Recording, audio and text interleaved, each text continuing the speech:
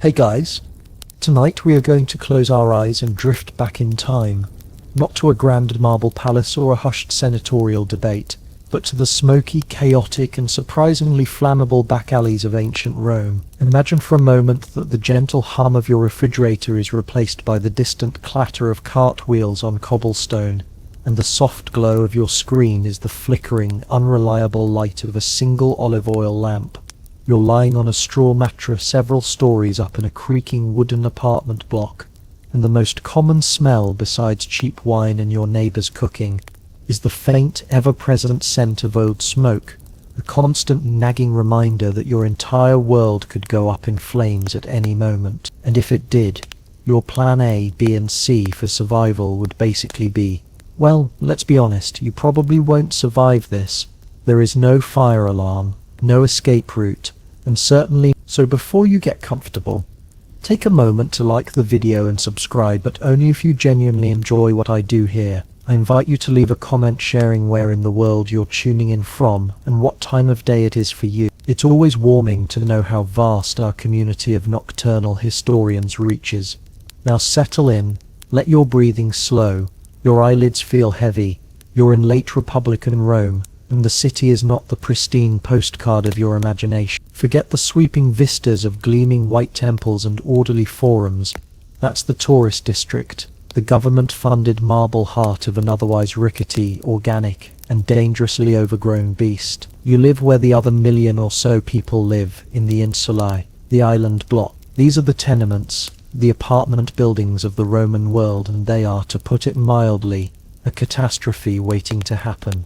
You can feel it in the very bones of your building. You live on the 4th floor of a 6-story walk-up. The landlord, some wealthy equestrian you've never met, cut every corner imaginable during its construction. The foundational structure is cheap concrete, but the internal frames, the stairs you climb every night, and the floors that separate you from the families below are all timber. The walls aren't solid stone, they are mostly wattle and daub, a mesh of wooden strips covered in clay and plaster that has the fire resistance of a well-oiled torch. They built these apartment blocks with all the structural integrity of a house of cards in a light breeze. From your unglazed window you can see dozens more just like it, packed so tightly together that you could almost shake hands with your neighbor across the alley. These alleys are your streets. They are narrow, winding and unpaved, slick with refuse and rainwater. During the day, they are a claustrophobic crush of humanity, merchants hawking wares, messengers darting through crowds,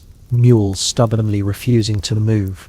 But at night, they are a different kind of perilous. They are unlit, utterly, profoundly dark. The only light comes from the moon, if it's out, or the spill of lamplight from a few shuttered windows. This darkness is a fire's best friend. It hides the first wisp of smoke, muffles the first crackle of a burning beam. A small fire can become a neighborhood-consuming inferno before anyone even realizes what is happening.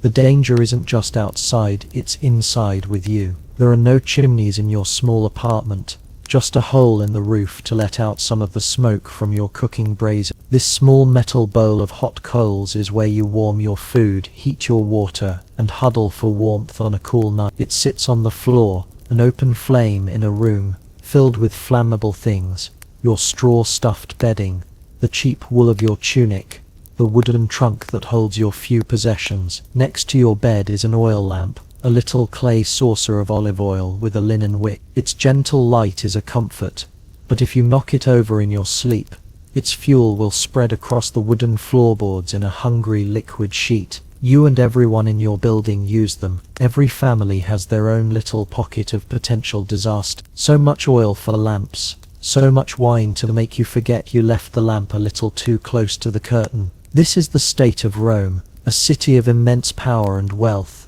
yet its residential districts are a tinderbox. The risk of fire is not an abstract concept, it is a daily, visceral reality. The city's layout looks less like a planned metropolis, and more like a toddler's accidental charcoal scribble. Fires were shockingly common, a constant feature of Roman life. Historians still argue whether the frequency of major fires was due more to criminal arson or sheer, breathtaking architectural negligence. It was probably a very unhealthy mix of both.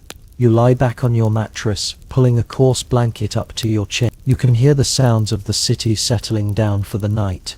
But it's never truly quiet. A dog barks somewhere down the alley. A couple argues on the floor below. A baby cries. And through it all, you breathe in the city's unique perfume.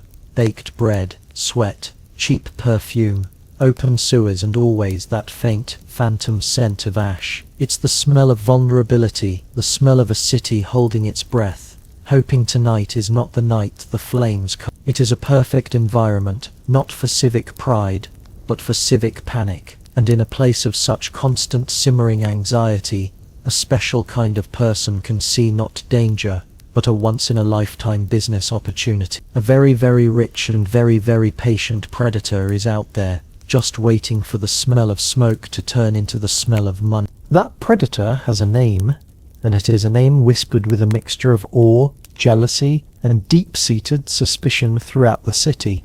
His name is Marcus Licinius Crassus. To understand his unique brand of emergency services, you first have to understand the man. Crassus is not just rich, the way a successful merchant is rich. He is fabulously, grotesquely, absurdly wealthy. His fortune is so vast, it's difficult to even comprehend. He is a one-man treasury, capable of personally financing entire legions for his political pals, like Julius Caesar. He owns vast tracts of land, silver mines, and most importantly, a staggering amount of property right here in Rome. And he achieved this wealth not through noble inheritance, but through a particular, relentless genius for seeing opportunity where others saw only chaos. He is a core member of the first triumvirate, standing alongside the military giant Pompey and the charismatic Caesar. But while they are famous for conquering foreign lands, Crassus is famous for conquering the Roman real estate market. And fire is his favorite weapon. You see, in a city without any public fire department, the moment your apartment building catches fire, its value plummets to near zero. It becomes a liability, a smoldering wreck that you, the owner, are responsible for cleaning up. And while your tenants are fleeing for their lives, and the flames are climbing higher, you are in a state of pure, adrenaline-soaked panic. And that is exactly when Crassus, or rather his agents, would appear. As if from nowhere, a calm, disciplined unit of men would march through the panicked crowds. They wouldn't be carrying buckets of water just yet. Oh no, that would be terribly inefficient. They would be carrying tools, certainly, but also a ledger and a stylus. They were a perfect ghoulish mix of first responders and predatory accountants.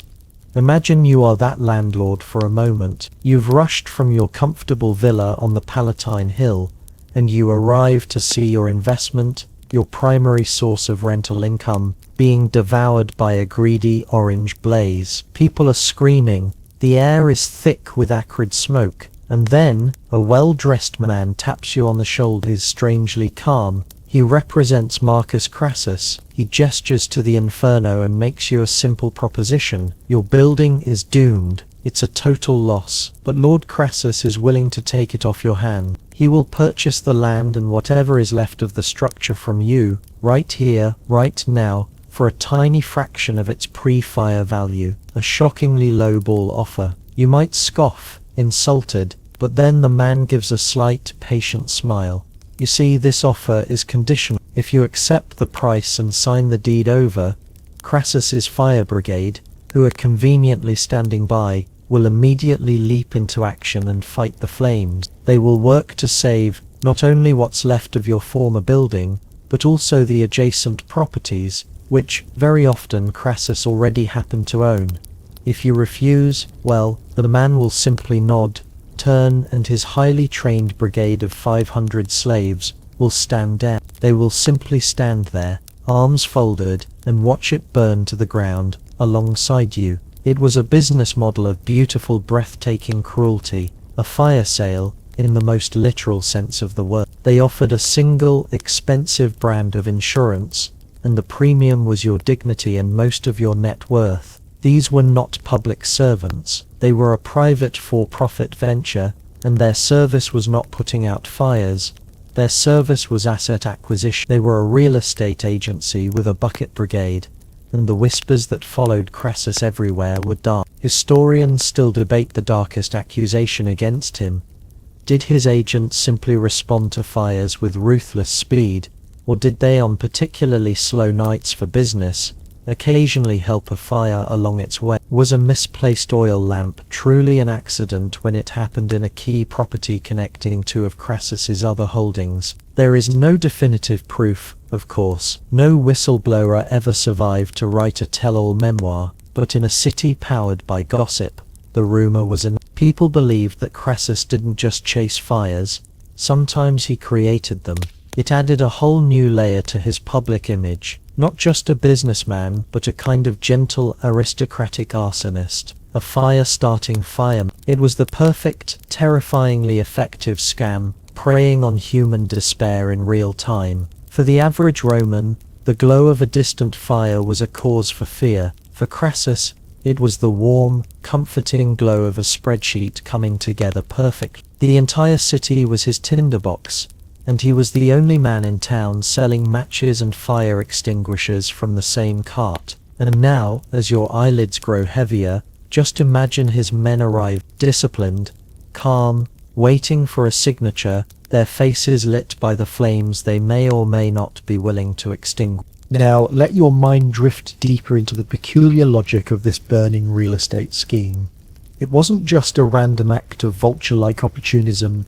It was a systematic, city-wide strategy, executed with the precision of a military campaign. Crassus didn't just want to own a few extra buildings, he wanted to reshape the very fabric of Rome to his own benefit, and fire was the most efficient demolition tool available.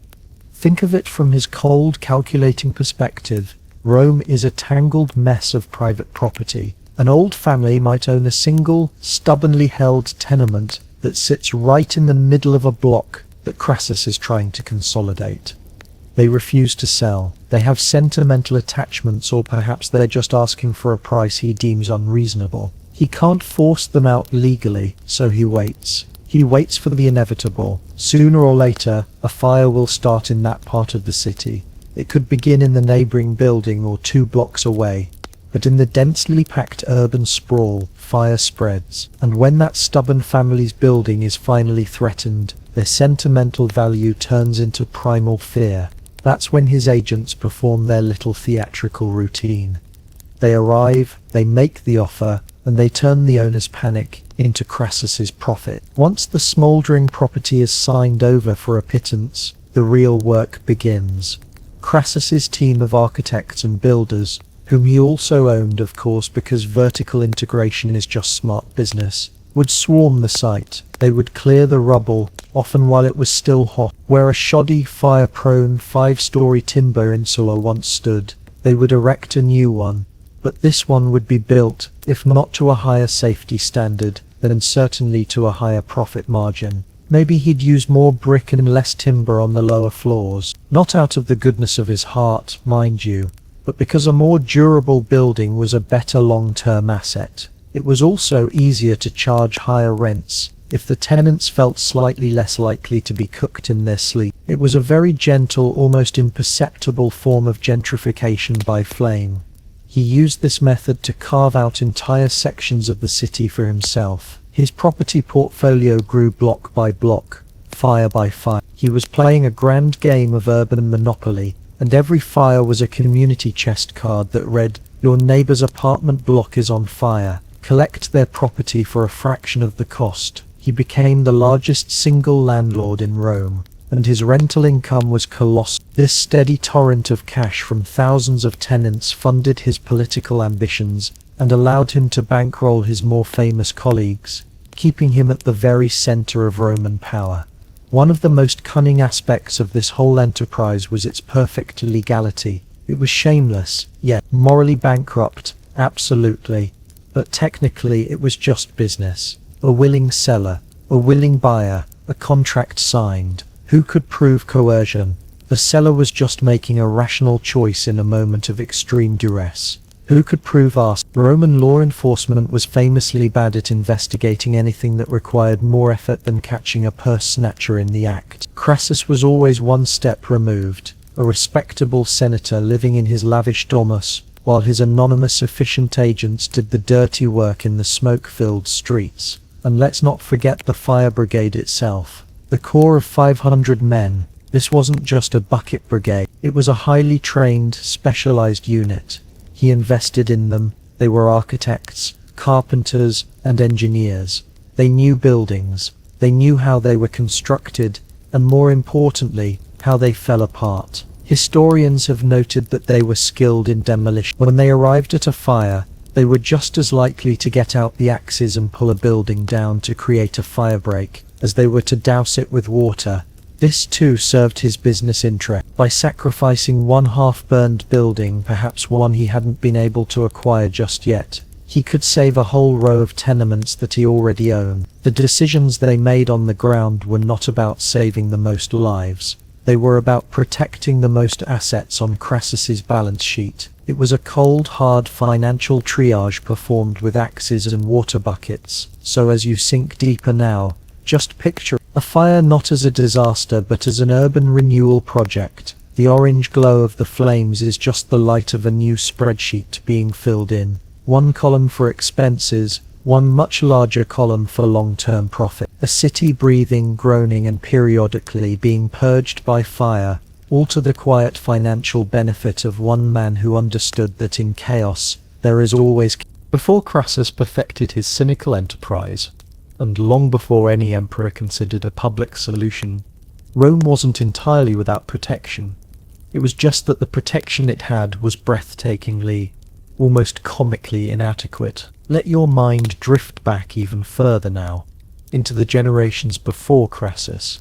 You're in a quieter, slightly smaller Rome, but the danger of fire is just as present, and the people tasked with protecting you from it are a group known as the Triumviri Nocturni, the three men of the night. Their very name sounds like a committee designed to study a problem rather than solve it.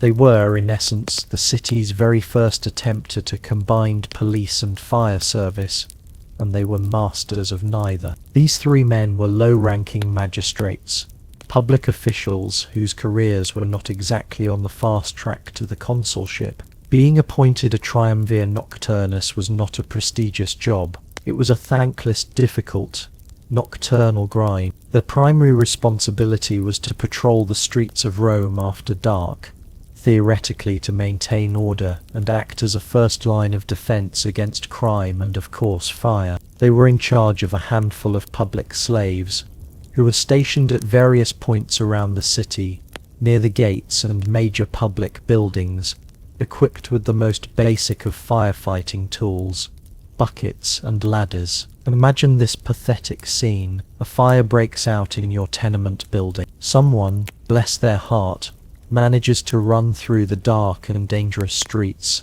to find the nearest station of these public slaves. By the time they arrive, a small team of perhaps 5 or 6 men, puffing and panting, show up with a few sloshing leather buckets. They form a human chain to the nearest fountain, which might be 100 yards away. The amount of water they could get onto a blaze that has already taken hold of a wooden apartment block was roughly equivalent to spitting on a bonfire. It was a gesture, a symbolic effort, more than a practical solution. Their effectiveness as a police force was not much better. Their main job was less about solving serious crimes and more about keeping a lid on the general rowdiness of the city at night. They were supposed to detain runaway slaves, break up tavern brawls, and make sure that no one was doing anything too suspicious in the dark. But Rome was a city of 1 million people. The idea that a handful of magistrates and a few hundred slaves could effectively police it at night is laughable. They were a token presence,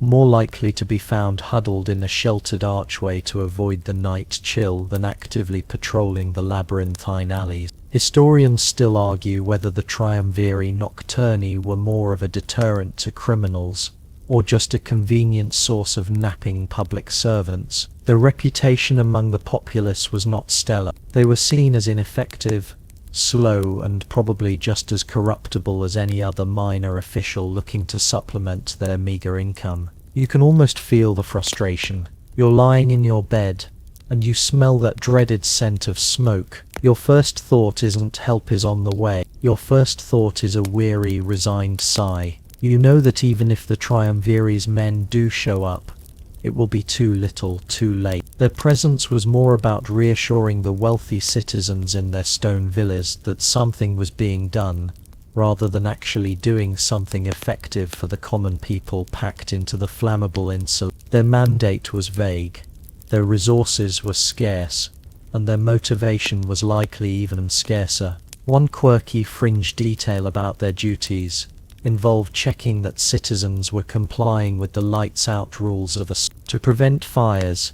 Households were supposed to extinguish their fires and lamps at a certain hour. The Triumvirate were meant to enforce this, which sounds less like a fire safety patrol and more like the world's most depressing homeowners association, trudging through the dark to tell people off for having a midnight snack. So while Crassus's private brigade was a masterclass in predatory capitalism, the public service it unofficially replaced was a masterclass in bureaucratic inertia. It's the classic tale of public sector inadequacy creating a vacuum that the private sector rushes in to fill, albeit in the most ghoulish way possible. The Triumvirate Nocturni represented the old Republican way of doing things, small-scale, amateurish and chronically underfunded. They were a band-aid on a gaping, festering wound. Their existence highlights the fundamental disconnect between the grandeur of Rome's political idea of itself and the grim reality of life for the average person. The Senate could debate the fate of distant provinces, but it couldn't figure out how to stop one of its own neighborhoods from burning to the ground every few months. And so you lie there, under the supposedly watchful eye of these three men of the night, feeling no safer at all. You put your faith not in them, but in the dampness of the night air, in the hope that your neighbor remembered to douse their cooking coals properly, and in sheer dumb luck, the city sleeps fitfully, knowing that its official guardians are probably doing the same. The systems, both the predatory private one and the pathetic public one, couldn't last forever. The scale of Rome's problem demanded a bigger, more authoritative solution, and like so many of Rome's great leaps forward in civil engineering and public administration, the catalyst was a catastrophe so immense it simply could not be ignored. Let your mind drift forward in time now, past the era of Crassus and the bumbling Triumvirate. You're in the year 6. The Republic is gone, swept away by civil wars, and the calm, steady hand of the first Emperor Augustus is now guiding the ship of state. He has spent decades pacifying the provinces, reforming the military, and transforming the city's heart from brick to marble. He is a man who craves order, efficiency, and above all, a legacy of stability. But the sprawling residential districts of his capital remain a tinderbox, a constant source of anxiety that threatens to undermine his carefully crafted image of a golden age. And then it happens. A fire breaks out. This is not just another fire, not a minor blaze contained to a single insula or one small block. This one is different. It starts, as they so often do, in the guts of the city, in the tangled warren of shops and tenements. But this time, the summer has been long and dry. A strong wind whips through the narrow canyons of the alleys, fanning the embers into a roaring inferno. The fire leaps from one flimsy wooden balcony to the next. It jumps across streets. It devours entire neighborhoods with a speed and ferocity that shocks even the jaded Roman populace. The flames rage for days. The smoke blankets the sky, turning the midday sun into a dim orange disk. The heat can be felt miles away. From his palace on the Palatine Hill, Augustus can see it all. The heart of his glorious capital is being scorched black. He can hear the distant roar of the blaze and the cries of the thousands being rendered homeless. The institutions he has in place are useless against a fire of this magnitude. What's left of the old Triumvirate Nocturni system is a joke. Any private brigades that still exist are either overwhelmed or, more likely, are just circling the edges of the disaster like vultures, trying to buy up the charred land on the cheap. But this fire is too big for even the most ruthless real estate scheme. It's an existential threat to the city itself. It destroys not just homes but temples, public records and vital infrastructure. The final death toll is unknown, but the property damage is incalculable. For Augustus, this is more than a tragedy, it's a political emergency. An emperor's primary job is to guarantee the security and well-being of his people, the Pax Romana. A city that can so easily burn to the ground is not a secure city. A populace that has lost everything is not a happy or stable populace. They are a mob in the making. He knows that he must be seen to take decisive, powerful action. This great fire becomes his moment of clarity, his never-again event. The old ways have failed. Relying on the greed of men like Crassus or the incompetence of minor magistrates is no longer an option. The fire service cannot be a for-profit enterprise or a bureaucratic afterthought. It must be an arm of the state, as professional and as organized as one of his legions. So as the last of the embers are still being stamped out, as the smell of wet ash and despair hangs heavy over the city, Augustus begins to plan. He is a master of administration, a man who loves flowcharts and clear chains of command. He convenes his advisors. He looks at the problem not as a firefighter but as a general. The enemy is fire. The city is the battlefield. What he needs is an army to fight this war. This is the mainstream historical fact that rings through the ages. The Great Fire of 6 AD was the direct impetus for the creation of the world's first professional, state-funded municipal fire department. It was a moment born of immense suffering, but one that would change the daily life and the very soundscape of the city for the next 500 years. You are there, in the aftermath. You wander through the blackened street. The familiar landscape of your neighborhood is gone, replaced by a wasteland of charred beams and collapsed masonry. You see families huddled together with the few possessions they managed to save. The air of Rome is no longer one of mere anxiety, it's one of deep collective trauma. And in this shared misery, there's a desperate yearning for a real protector, for someone to finally take the threat seriously. The whispers start to circulate, carried on the smoky air. The emperor himself is going to fix this. He is going to create something new, something powerful. The great fire has burned away the old inadequate systems, clearing the ground not just for new buildings but for a new idea. The idea that a citizen's safety from fire is a right, a responsibility of the emperor himself. The ashes of this disaster are the fertile ground from which a true fire brigade will finally rise. Out of that smouldering ruin, Augustus begins to build. His creation would be a testament to Roman pragmatism and organizational genius. He wouldn't just reform the old system, he would invent an entirely new institution, one without precedent in the ancient world. Let your thoughts settle on this moment of creation. The emperor, with the full authority of the state behind him, issues the decrees that bring into existence the cohortes vigilum, the cohorts of the watchmen. It's a simple, modest name, but it conceals a revolution in urban administration. This would not be a small token force. This would be a massive professional corps dedicated to the singular purpose of keeping the city from burning down. It was to be a permanent standing body, operating 24 hours a day, 7 days a week. Augustus, ever the brilliant organizer, knew that numbers mattered. Crassus had made do with 500 men. The old triumvirate had even fewer. Augustus decided on a force of 7,000 men.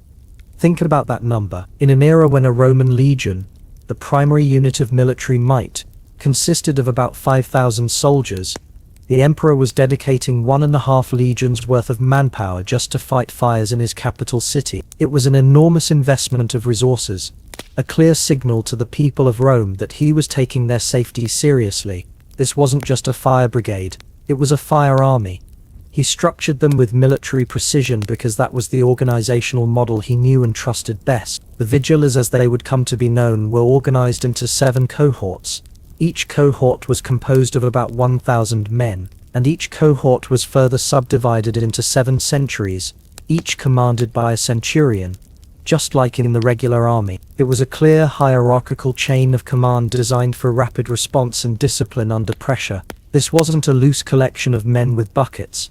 It was a drilled, regimented force. At the very top of this pyramid was a commander appointed directly by the emperor, the praefectus vigilum, the prefect of the watch. This was a prestigious position, granted to a man of equestrian rank, ensuring that the leader was a career administrator, not a politician. He was a professional, chosen for his ability to manage a large and complex organization. But the most brilliant part of Augustus's plan was the deployment strategy. He took a map of Rome and divided the entire city with its 14 administrative regions into operational zones. He assigned each of the 7 cohorts to be responsible for 2 of Rome's regions. This was a crucial innovation. It meant that each cohort was intimately familiar with its designated patch. They knew the streets, the alleys, the location of every fountain and cistern. They knew which insula were the most dangerous, which landlords were the most negligent. This wasn't a centralized force sitting in one giant fire station. It was a distributed, decentralized network. Each cohort had its own main barracks, its station, and scattered throughout their 2 assigned regions were smaller watchhouses or excubatoria. These were the fire stations of ancient Rome, small outposts where teams of Vigiles were on duty at all hours, ready to respond to an alarm at a moment's notice. Imagine the change in the psychological landscape of the city. Before, the sound of a fire alarm, a person shouting, a horn blowing, was the beginning of a panic. Now it was the signal for a drilled, professional response. Within minutes of a fire being spotted, a local team from the nearest excubatorium would be on the scene. If the fire was serious, they could send word back to their main cohort barracks, and hundreds of reinforcements could be marshaled, all converging on the fire with a disciplined urgency that was previously unimaginable. This was the birth of the first responder concept, a permanent watchful presence embedded within the community it served. Historians consider the establishment of the Vigiles one of Augustus's most enduring and successful domestic policies. It fundamentally changed what it meant to live in a large, dense city. While he was famous for boasting that he found Rome a city of bricks and left it a city of marble, a lesser-known but equally important legacy is that he found Rome a city of constant fire anxiety and left it a city with a professional shield against the flames. It wasn't a perfect system, and fires certainly didn't stop, but the nature of the response was transformed from a chaotic free-for-all into a structured, state-sponsored defense. As you drift deeper, feel the subtle shift in the city's atmosphere. It's a feeling of collective exhalation, a small release of the tension that had been held for centuries. There is a new sound in the night. It's not the sound of crackling wood, but the rhythmic, reassuring tramp of a Vigiles patrol, their boots echoing softly on the cobblestones, a reminder that for the first time in its long history, the city is no longer sleeping entirely defenseless. The watchmen are on duty. So, who were these 7,000 men, these new guardians of the city's precarious peace? Augustus, in his typically shrewd and practical manner, did not form his new fire corps from the ranks of seasoned legionaries or even from the citizen body of Rome. To do so would have been astronomically expensive and politically complicated. Instead, he turned to a vast and often overlooked segment of the Roman population, the freedmen. A freedman, or libertus, was a person who had been born into slavery but had, through various means, gained their freedom. They were no longer property, but they did not hold the full rights and privileges of a Roman citizen who had been born free. They existed in a sort of social and legal limbo, a second class of inhabitant, often skilled and ambitious, but barred from many avenues of advancement. For Augustus, this population was the perfect recruitment pool. It was large, readily available, and above all, motivated. He crafted an ingenious deal, one that offered the most valuable commodity in the Roman world, the promise of full citizenship. The terms were simple and transformative. A man could enlist in the Vigiles, and after a period of faithful service initially set at 6 years, though it varied over time, he would be granted the full rights of a Roman citizen.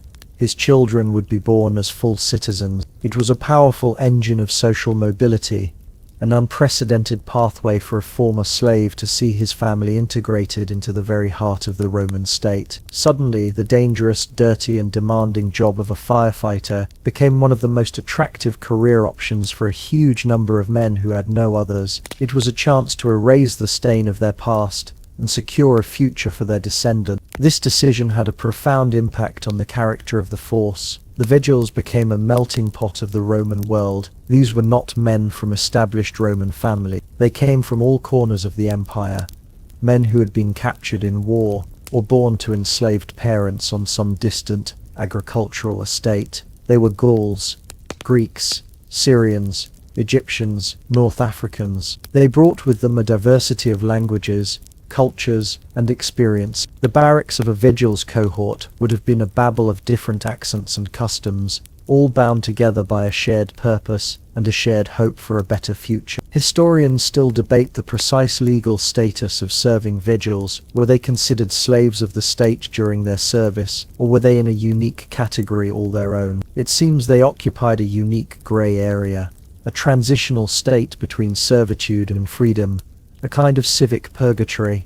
Imagine yourself as one of these new recruits. Perhaps you were a slave who worked as a weaver, a scribe, or a carpenter, and your master granted you your freedom upon his death. You are free, but you have no family name, no wealth, and no status. You see the recruitment posters for the Vigiles. The work is dangerous. You know you have seen the fires. You know the flimsy insulae, but the promise is dazzling. Citizenship. It means you can vote, you can own property under Roman law, you can make contracts, and perhaps most importantly, your son will not have to wonder if he is a whole man in the eyes of the law. So you sign up. You are issued your uniform, your helmet, your boots. You are no longer just Titus, the former slave of Marcus. You are Titus, a soldier in the third cohort of the Watch. You have an identity. You have a purpose. A quirky, almost touching detail we know from inscriptions is that the Vigiles developed a strong sense of esprit de corps. They dedicated altars to their own genius, or protective spirit, and even worshipped certain gods, like Vulcan, the god of fire, in a very specific, please stay calm sort of way. For these men, who often lacked deep family roots in the city, the cohort became their family. The barracks became their home. They lived together, trained together, and faced death together. They were bound by a camaraderie forged in the smoky, terrifying darkness of a burning tenement, a bond that transcended their diverse origin. Augustus hadn't just created a fire department. He had inadvertently created one of Rome's most successful assimilation machines, turning disenfranchised outsiders into dedicated public servants, and eventually into citizens. And so, as you feel yourself sinking into a deeper state of relaxation, picture these men. They are not the square-jawed, homogeneous soldiers you see on Triumphal Arch. They are a diverse tapestry of humanity, men of all shades and backgrounds, standing on the bottom rung of the Roman ladder, but with their eyes fixed on the top. The promise of citizenship was a powerful recruitment tool, filling the ranks of the Vigiles with men who had everything to prove, and even more to gain. They were fighting not just for the safety of some anonymous landlord, but for their own future, for their own stake in the city they were protecting. Now, let's turn our attention to the tools of the trade. What did these newly minted protectors carry with them into the heart of a blaze? You might imagine a gleaming, high-tech Roman arsenal, but the reality was far more humble, practical, and based on simple physics and brute force. As you settle deeper, imagine the contents of a Roman fire station, the excubatorium. The air inside would smell of leather, oil, and wet wool, and along the walls, hanging in neat, orderly rows, would be the essential toolkit of the Vigiles. The primary weapon, the one every man would carry, was the bucket, the armor.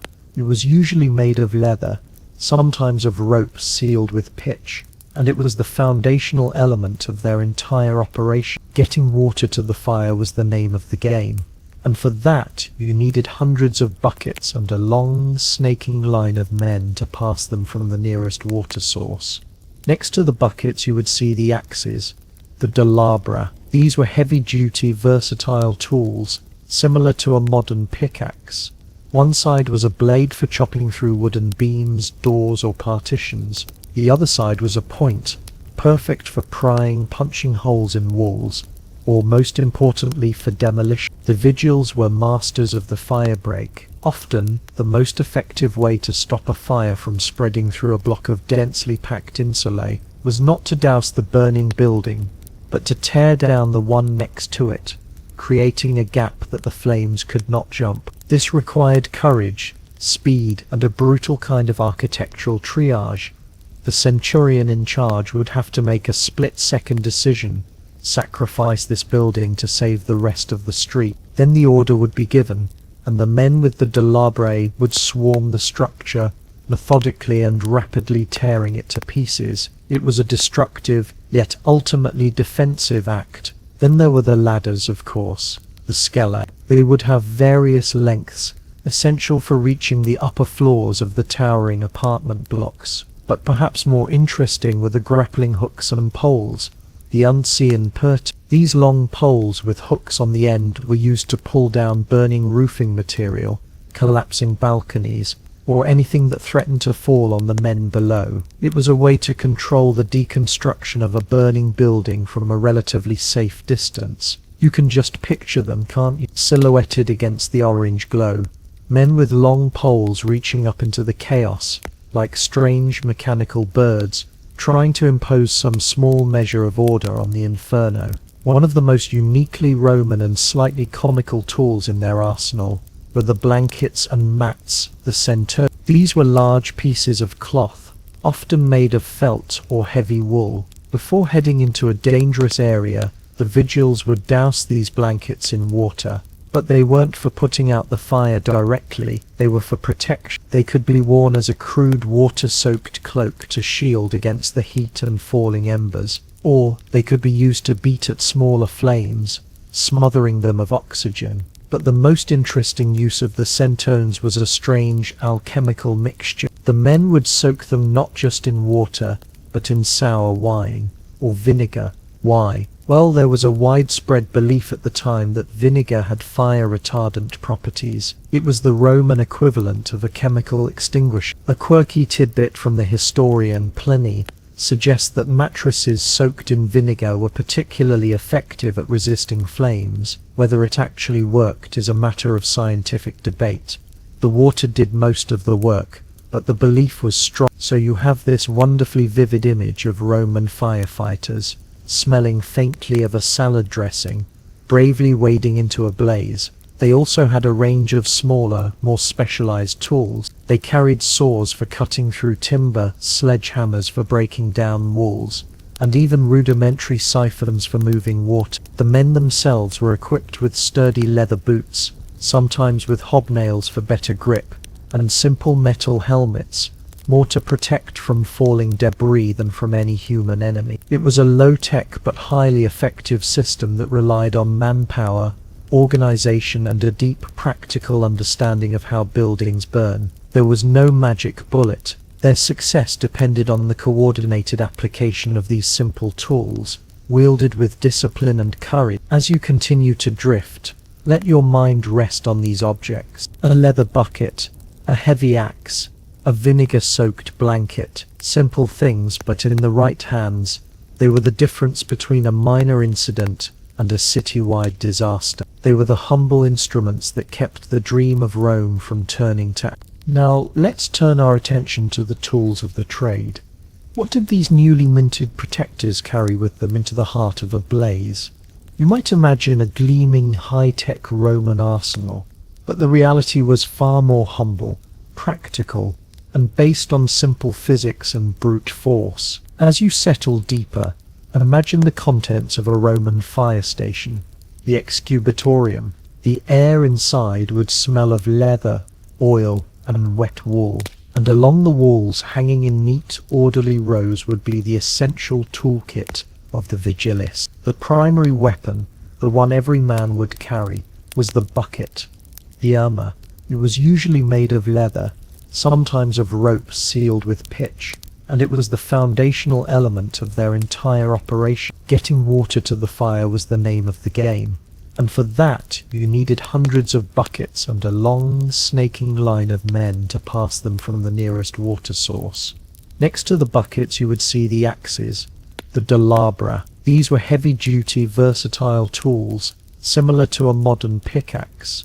One side was a blade for chopping through wooden beams, doors, or partitions. The other side was a point, perfect for prying, punching holes in walls, or most importantly for demolition. The Vigiles were masters of the fire break. Often, the most effective way to stop a fire from spreading through a block of densely packed insulae was not to douse the burning building, but to tear down the one next to it, creating a gap that the flames could not jump. This required courage, speed, and a brutal kind of architectural triage.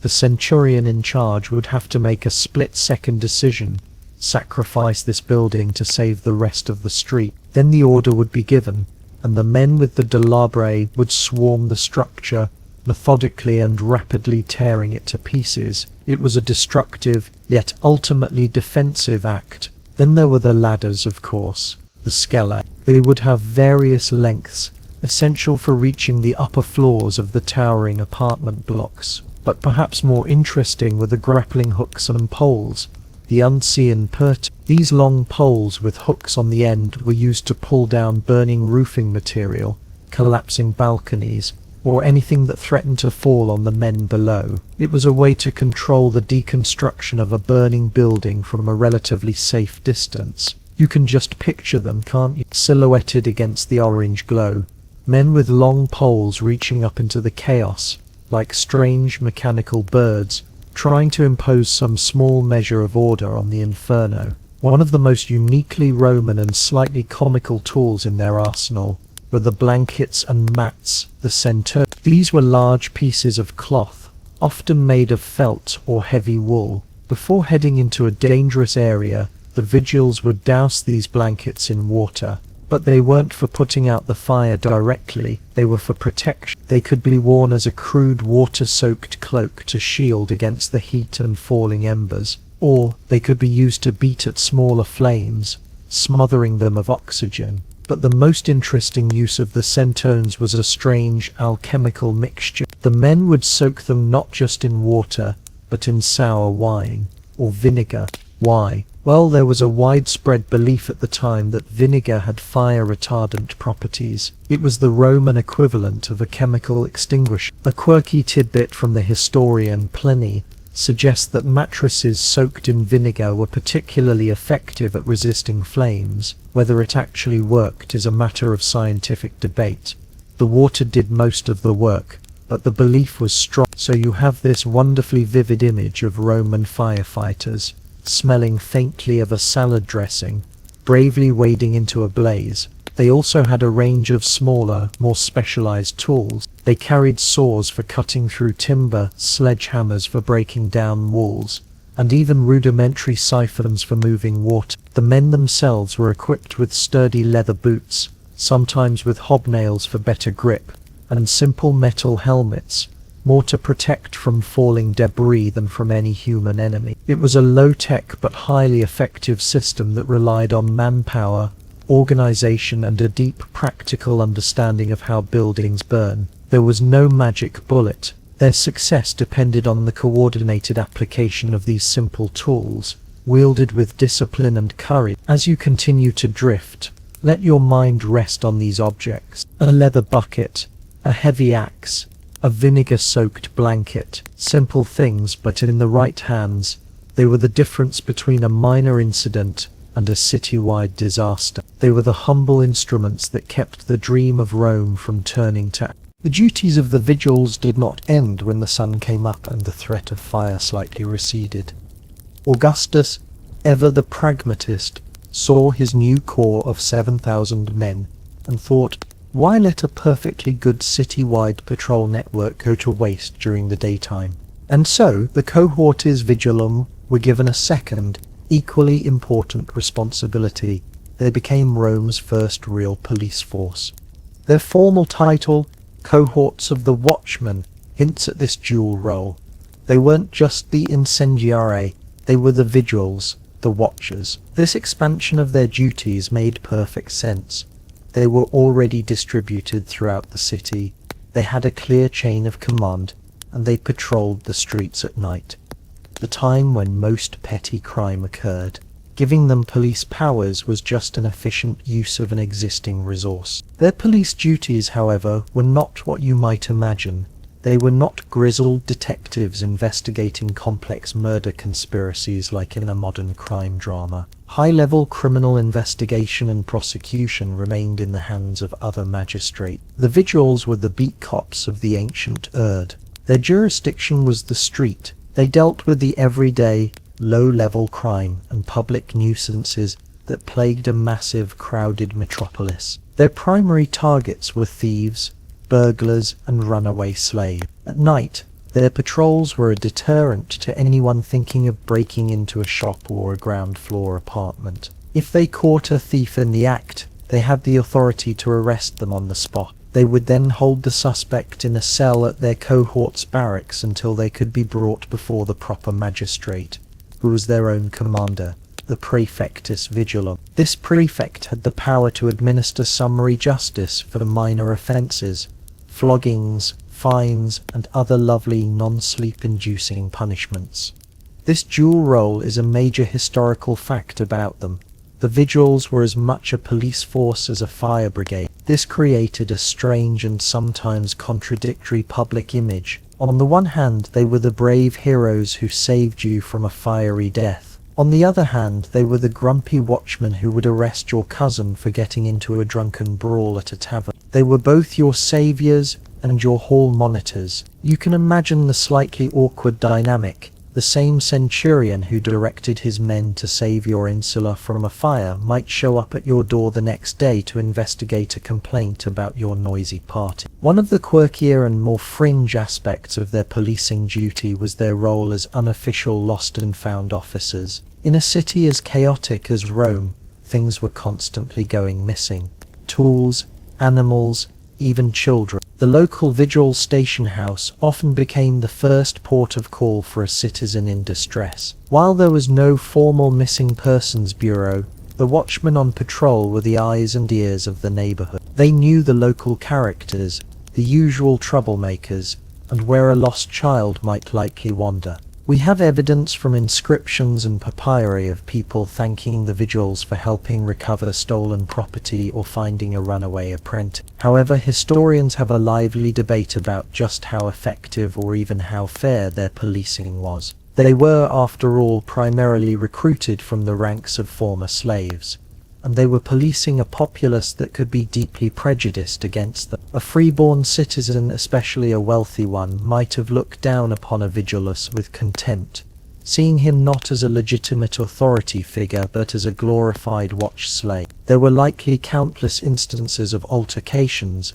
of citizens refusing to cooperate, and of the Vigiles having to tread very carefully when dealing with the upper class. Conversely, it's also highly probable that they might have been overzealous or unfair when dealing with the lower classes or other non-citizens, wielding their newfound power with a heavy hand. They existed in that difficult space that police officers often occupy, caught between the public's demand for order and its resentment of authority. So as you rest here, picture the life of a Vigilus. Your night is spent in a state of high alert, listening for the cry of fire, ready to run into a burning building.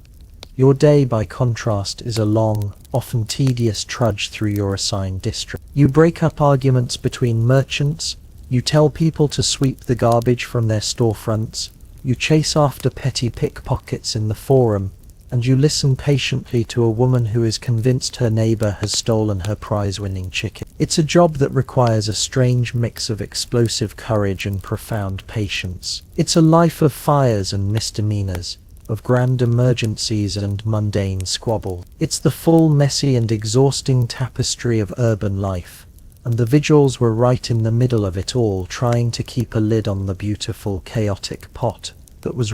Let's now drift away from the smoky, chaotic streets and slip behind the stone walls of a statio, a main cohort barracks of the Vigiles. What was the daily rhythm of life for these men when they weren't actively fighting fires or chasing purse snatchers? The atmosphere inside would be a stark contrast to the world outside, a place of routine, order, and a sleepy, simmering readiness. Your mind can relax into this structured environment, a sanctuary of predictability in a city defined by chaos. Imagine a large, functional building, built around a central courtyard open to the sky. It's less like a grand marble temple and more like a very practical, very large firehouse. The ground floor would contain the stables for any mules or carts, the armory where the axes and helmets were kept, and of course space for the prized cipernes, the water pumps kept clean and oiled, ready for deployment. There would also be administrative offices where clerks, likely also freedmen, kept meticulous records of personnel, equipment, and incident reports on papyrus scrolls. The upper floors would contain the dormitories, long, open rooms filled with rows of simple wooden bunk. This is where the men slept, ate, and passed their off-duty hours. The air here would be thick with the smells of hundreds of men living in close quarters, old leather sweat, the lingering aroma of yesterday's dinner of lentil stew and coarse bread. It was a communal, unprivate existence, much like that of a soldier in any army. But this communal living fostered that deep sense of brotherhood, the esprit de corps that was so vital to their effectiveness. Here, a man from Syria could teach a man from Gaul a new dice game, sharing a skin of cheap wine and complaining about the same nagging centurion. A day in the barracks began early, before dawn, with a simple breakfast. For the men on the day shift, their duties would then begin. This wasn't all just aimless patrolling. A significant part of their day was dedicated to training and drills. In the central courtyard, you would see squads of men practicing. One group might be running ladder drills, learning how to raise and secure them against a wall with speed and precision. Another group would be practicing the coordinated movements required to operate the Sippo, their bodies moving in a rhythmic, strenuous ballet to keep the pump working. A mainstream historical fact is that this constant drilling was key to their success. It turned a collection of individuals into a single, efficient machine, replacing panic with muscle memory in the heat of an emergency. They would also practice with the axes and demolition tools, learning the quickest way to dismantle a structure. They might have a mock-up of a timber wall in the courtyard that they would learn to attack, identifying the weak points, their centurions barking orders, and correcting their technique. Other duties were more mundane. Equipment had to be maintained, buckets needed their pitch seals repaired, axe blades needed sharpening, and the precious bronze mechanisms of the pumps needed to be cleaned and polished. It was endless, repetitive work, but it was the lifeblood of their readiness. Meanwhile, for the men not on active duty or training, there was downtime, and in these hours, the barracks would have been a hive of quiet, personal activity. We know from archaeological finds at Vigiles barracks that they were enthusiastic gamblers. Dice were everywhere. Small, crudely scratched game boards have been found etched into stone floors and windowsills. It was a way to pass the time, to build camaraderie, and to win or lose a few small coins. There would be storytelling, letter writing for those who were literate, and of course nap. The exhaustion of a single fire could last for days, and sleep was a precious commodity. One of the quirky fringe details we can infer from the layout of their stations is their surprising level of self-sufficiency. Some of the larger stationers had their own bathhouses, small-scale versions of the grand public thermae. This was a vital perk, allowing the men to wash away the grime and soot of their work, and to relax their aching muscles. They also had their own latrines and their own kitchens, run by dedicated staff. Some even had small shrines in the courtyard where the men could leave offerings to Fortuna for good luck, or to Vulcan, the god of fire, perhaps as a gentle request for him to take the night off. Historians still debate the emotional state of the average vigil.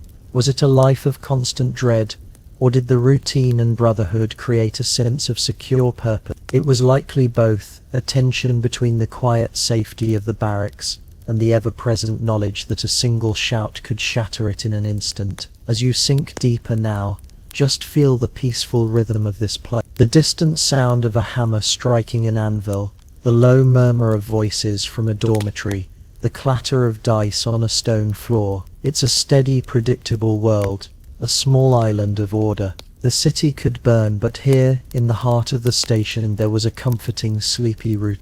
Let's now drift away from the smoky, chaotic streets and slip behind the stone walls of a station. a main cohort barracks of the Vigiles. What was the daily rhythm of life for these men when they weren't actively fighting fires or chasing purse snatchers? The atmosphere inside would be a stark contrast to the world outside, a place of routine, order, and a sleepy, simmering readiness. Your mind can relax into this structured environment, a sanctuary of predictability in a city defined by chaos. Imagine a large, functional building built around a central courtyard open to the sky. It's less like a grand marble temple and more like a very practical, very large firehouse. The ground floor would contain the stables for any mules or carts, the armory where the axes and helmets were kept, and of course, space for the prized cipenes, the water pumps kept clean and oiled, ready for deployment. There would also be administrative offices where clerks, likely also freedmen, kept meticulous records of personnel, equipment, and incident reports on papyrus scrolls. The upper floors would contain the dormitories, long, open rooms filled with rows of simple wooden bunk. This is where the men slept, ate, and passed their off-duty hours. The air here would be thick with the smells of hundreds of men living in close quarters, old leather sweat, the lingering aroma of yesterday's dinner of lentil stew and coarse bread. It was a communal, unprivate existence, much like that of a soldier in any army. But this communal living fostered that deep sense of brotherhood, the esprit de corps that was so vital to their effectiveness. Here, a man from Syria could teach a man from Gaul a new dice game, sharing a skin of cheap wine and complaining about the same nagging centurion. A day in the barracks began early, before dawn, with a simple breakfast. For the men on the day shift, their duties would then begin. This wasn't all just aimless patrolling. A significant part of their day was dedicated to training and drills. In the central courtyard, you would see squads of men practicing. One group might be running ladder drills, learning how to raise and secure them against a wall with speed and precision. Another group would be practicing the coordinated movements required to operate the Sippo, their bodies moving in a rhythmic, strenuous ballet to keep the pump working. A mainstream historical fact is that this constant drilling was key to their success. It turned a collection of individuals into a single, efficient machine, replacing panic with muscle memory in the heat of an emergency. They would also practice with the axes and demolition tools, learning the quickest way to dismantle a structure. They might have a mock-up of a timber wall in the courtyard that they would learn to attack, identifying the weak points, their centurions barking orders, and correcting their technique. Other duties were more mundane. Equipment had to be maintained, buckets needed their pitch seals repaired, axe blades needed sharpening, and the precious bronze mechanisms of the pumps needed to be cleaned and polished. It was endless, repetitive work, but it was the lifeblood of their readiness. Meanwhile, for the men not on active duty or training, there was downtime, and in these hours, the barracks would have been a hive of quiet personal activity. We know from archaeological finds at Vigiles barracks that they were enthusiastic gamblers. Dice were everywhere. Small, crudely scratched game boards have been found etched into stone floors and windowsills. It was a way to pass the time, to build camaraderie, and to win or lose a few small coins. There would be storytelling, letter writing for those who were literate, and of course nap. The exhaustion of a single fire could last for days, and sleep was a precious commodity. One of the quirky fringe details we can infer from the layout of their stations is their surprising level of self-sufficiency. Some of the larger stationers had their own bathhouses, small-scale versions of the grand public thermae.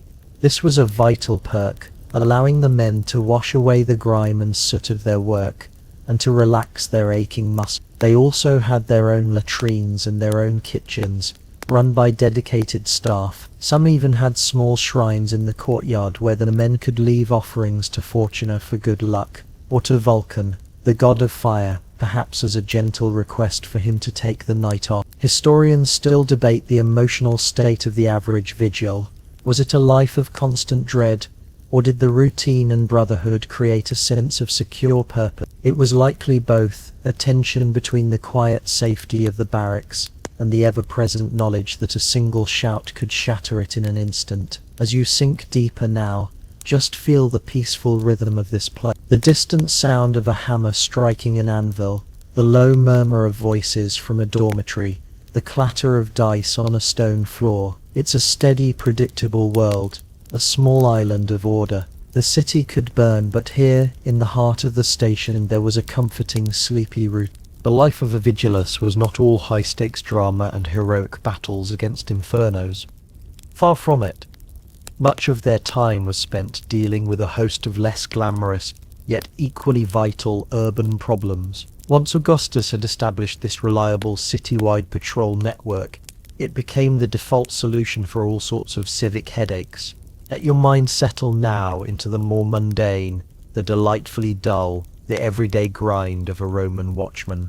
Imagine you've just survived the insular fire. The next day you're not resting, you're back on patrol, and your duties are far more varied and far less cinematic. Your feet ache, your tunic still smells of smoke, but the city's endless list of small-scale emergencies waits for no one. One of the most common and frustrating jobs was dealing with water.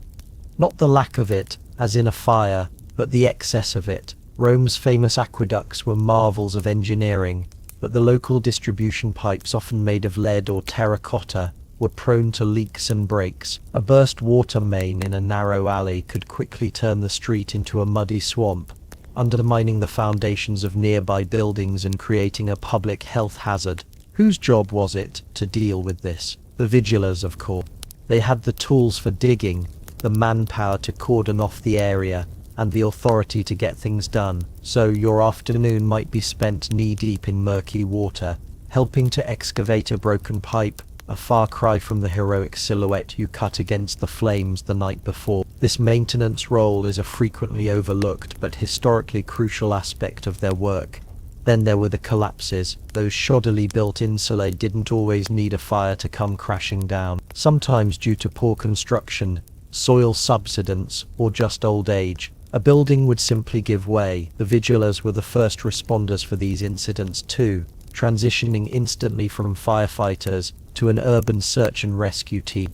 They would be tasked with the grim and dangerous job of digging through the rubble, listening for survivors, and pulling out the dead. It was harrowing work that required a different kind of bravery than facing flame. Beyond these major incidents, there was the endless litany of neighborhood disputes. Because they patrolled the same districts every day, the Vigiles became the de facto mediators and troubleshooters for their communities. We have comical records of the kinds of things they were called to handle. A baker accusing his rival of building an oven too close to their shared wall, creating a fire hazard. Merchants in the forum arguing over the precise boundaries of their stalls, and a problem as old as cities themselves, noise complaint. In a crowded Roman insula, with thin walls and no insulation, you heard everything your neighbors did. A man working as a blacksmith from his ground floor apartment, a group of young men having a loud party late into the night, a family whose children never seemed to sleep. The Vigiles would be summoned to have a quiet, authoritative word. They were the city's official shushers, a role that probably earned them more grumbling resentment than gratitude. One truly quirky and fringe duty that sometimes fell to them was animal control. In a city filled with carts, markets, and sacrificial animals, things were bound to get loose. A runaway bull from the cattle market, a stray dog causing a nuisance, or even more exotic creatures that had escaped from private menagerie. You can just picture a weary centurion getting a report and sighing, "All right, lads, leave the axes, grab the nets. Senator Flavius has lost his pet ostrich again." They were the catch-all civil service for a city that was always teetering on the edge of complete chaos. Historians debate how the Vigiles themselves felt about this ever-expanding job description. Did they resent being pulled away from their primary heroic mission to deal with such trivial matters? Or did they see it as part of the overall mission of maintaining securities, or safety in all its forms? It was likely a bit of both. While they might have grumbled about having to unclog a drain or settle a dispute over a stolen goat, these tasks also embedded them more deeply into the fabric of their communities. They weren't just an abstract emergency-only service, they were a constant, visible presence. The people of their districts knew them by sight, if not by name, they were the go-to guys for when things went wrong, no matter how large or small. So as you drift peacefully now, let the grand image of the heroic firefighter fade, and replace it with this more gentle, more amusing picture. A weary watchman patiently listening to two neighbors argue over a shared wall, his mind perhaps wandering, just hoping that for one night, just for tonight, nobody sets anything on fire, and nobody loses their ostrich. The brilliant organizational structure that Augustus created for his Vigiles did not simply fade away with the fall of the Roman Empire. Its influence was so profound, so fundamentally sensible, that it cast a long and remarkably clear shadow over the future of urban safety. As you relax now, let your mind drift forward through time, beyond the specific events of ancient Rome, and feel the gentle, persistent echo of the cohortes vigilum through the centuries. Their legacy is a testament to the power of a good idea. For nearly 500 years, they kept Rome relatively safe, and when their model finally did collapse along with the empire itself, the consequences were immediate and disastrous. The great cities of the early Middle Ages had nothing comparable. Firefighting for 1,000 years reverted to being a chaotic, ad hoc affair of volunteer bucket brigades and church bells ringing in panic. A return to the inefficient system the Vigiles had replaced. The rebirth of professional firefighting in the great cities of Europe, starting around the 17th century in places like London and Paris, after their own great fires, looked remarkably Roman. Whether by direct historical knowledge or by simple rediscovery of the same logical principles, these new fire brigades were built on the Augustan blueprint. The idea of a full-time paid and professional corps of men dedicated solely to public safety was a direct inheritance. The concept of dividing a city into districts, with each district having its own local station for rapid response, is a perfect echo of the 7 Roman cohorts assigned to their 14 regions. The modern fire station is nothing more than a direct descendant of the Roman statio and its smaller excubatoria. Even the dual role of firefighter and public patrolman survived. For centuries, many city watch organizations, like London's famous Charlie's, were responsible for both lighting the lamps, calling out the hour, and being the first responders to any fire. This blend of duties, the idea that the same body could be responsible for both crime prevention and fire safety, was a core tenet of the Vigiles' mission. They proved that a constant, patrolling presence was the most efficient way to handle a wide range of urban ills. One of the clearest lines of influence can be seen in the equipment.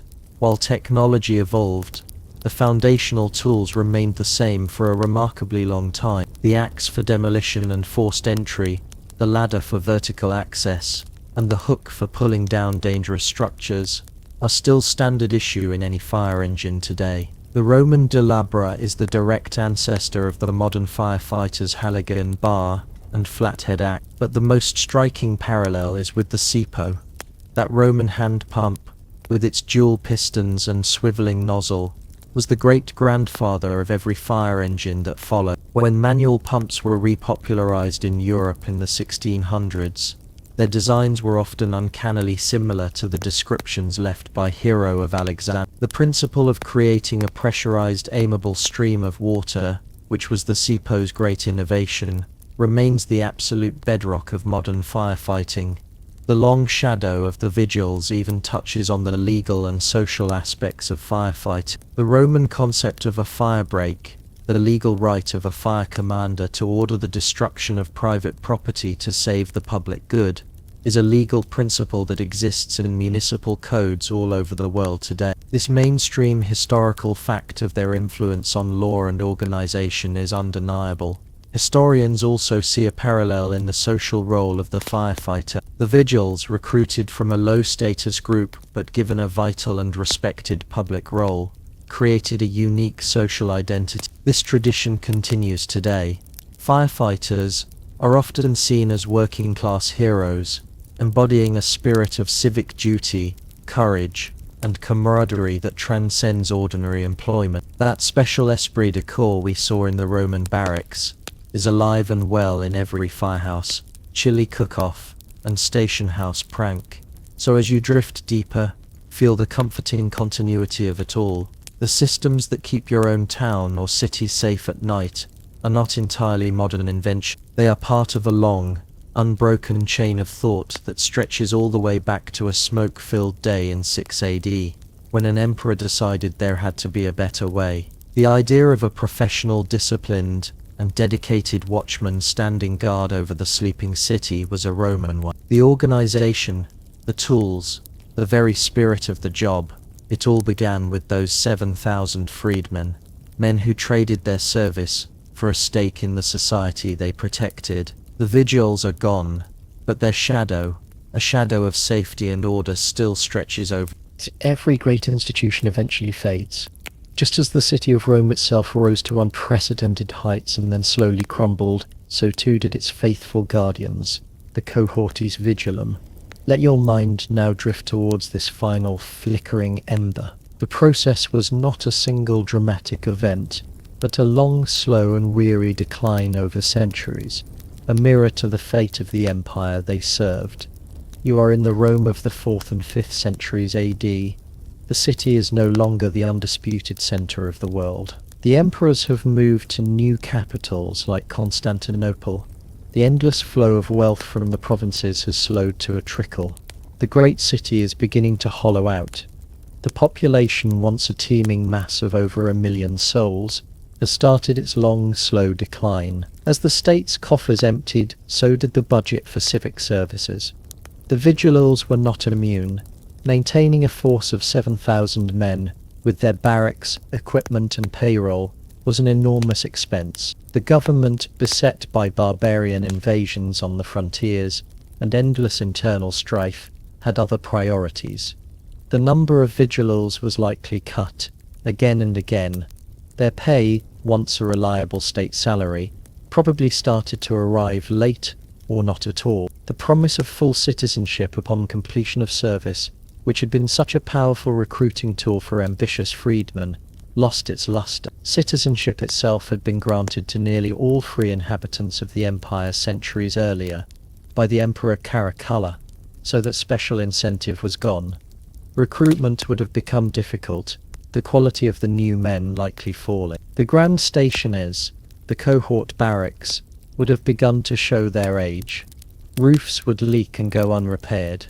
The once pristine courtyards where men drilled with precision would become weed-choked and quiet. The precious cisterns, the bronze water pumps, would break down, and with no skilled artisans or money to repair them, they would be left to rust in a corner.